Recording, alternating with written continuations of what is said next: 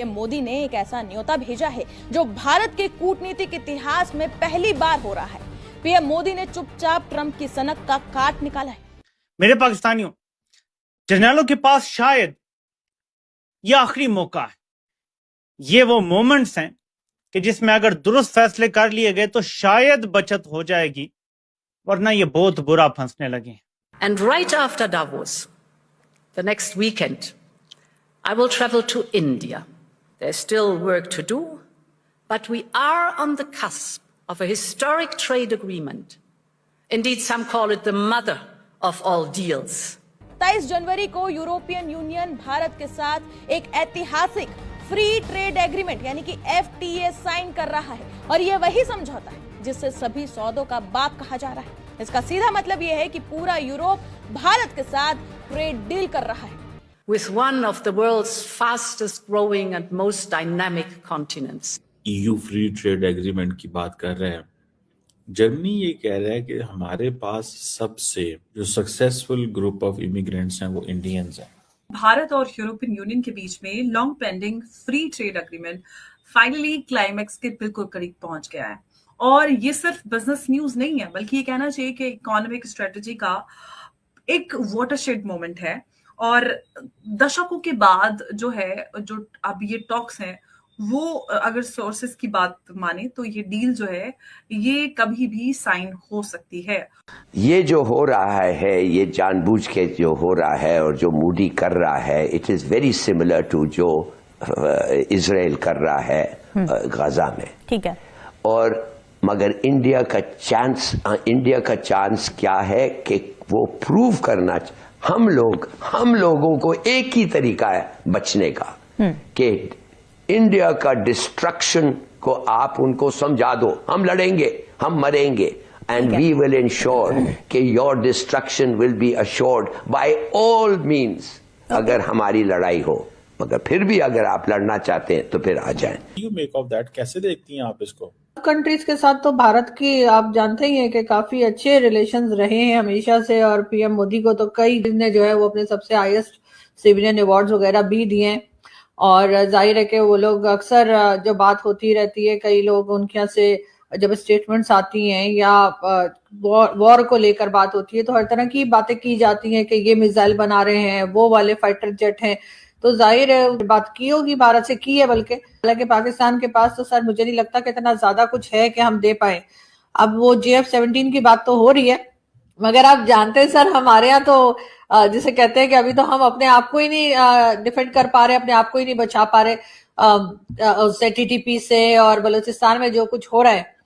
तो इस तरह की सिचुएशन में अगर हमारे साथ सऊदी अरेबिया डिफेंस डील करता है तो सर वो तो ट्रम्प के कहने से कर रहा होगा।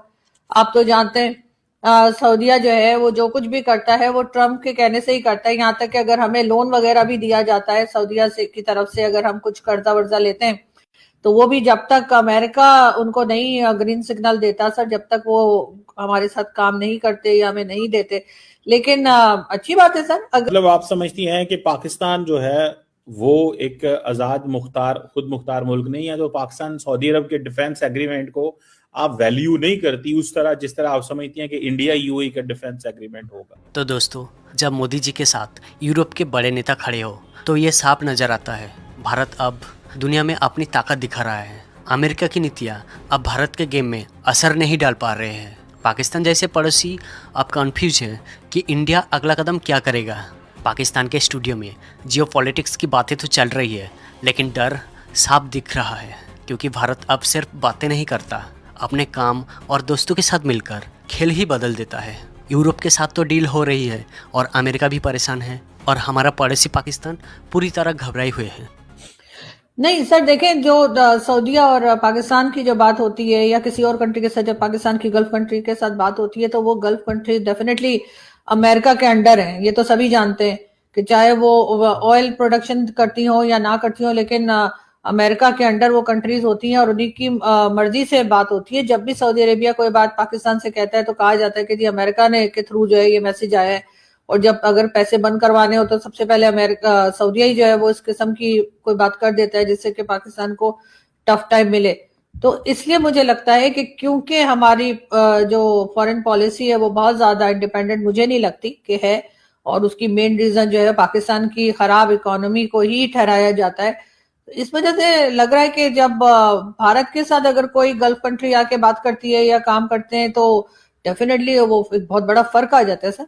उसमें पैसा है उनके पास, अब चाहे आप जो भी कहिए, वो अगर कोई चीज लेते हैं तो वो पेमेंट करके लेते हैं, हमारी तरह उधार पे या कह लेते हैं इंस्टॉलमेंट पे पेमेंट नहीं हो रही होती।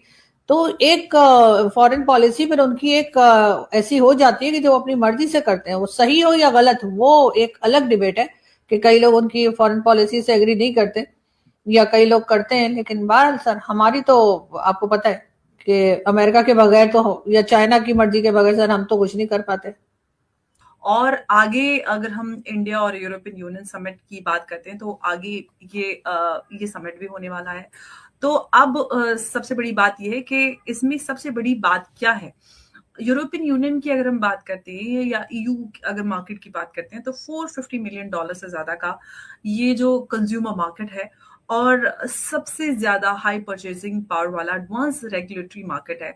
और भारत के लिए जो एक्सपोर्टर्स हैं उनके लिए ये मार्केट बहुत अहमियत रखता है। टैरिफ रिडक्शंस और ड्यूटी फ्री एक्सेस और रेगुलेटरी अलाइनमेंट जिसमें textile, leather, pharmaceutical, engineering goods और आईटी जैसे सेक्टर्स को ग्लोबल कॉम्पिटिटिव बूस्ट मिल सकता है। और अब फ्री ट्रेड का मतलब है फ्री। दोस्तों अब ये समझो कि जो कुछ हो रहा है ये अचानक नहीं हुआ।